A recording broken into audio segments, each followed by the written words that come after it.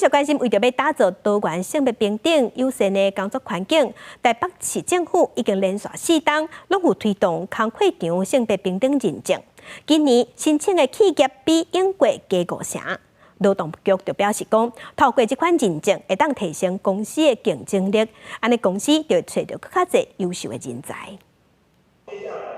国内最近MeToo事件常常滚，促使新版的性平3法7月底伫立法院完成修订。北市府连续4年推动这场性别平等认证，今年的申请数嘛比往年加5成。其中男性员工比例悬的台北雨伞公司，搁较是第3届申请摕认证，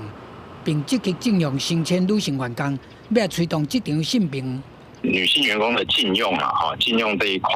还有就是参与决策这一块，我们过去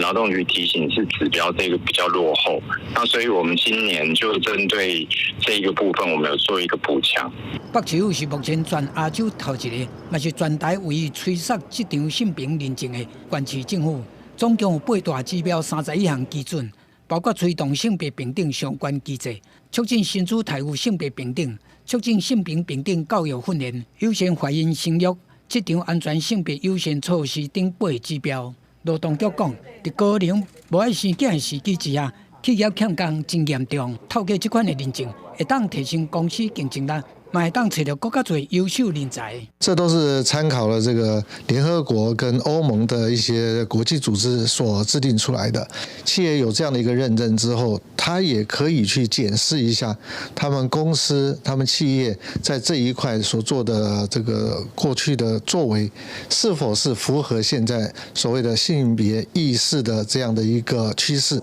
不过劳动局嘛讲，虽然今年有30来间企业来申请，因过无一定拢会当通过这么严格的标准，不过会当帮助企业找出问题甲缺点来改善精进。这嘛是市府希望达成的目标。对用心的企业来讲，嘛会当提升家己。记者综合报道。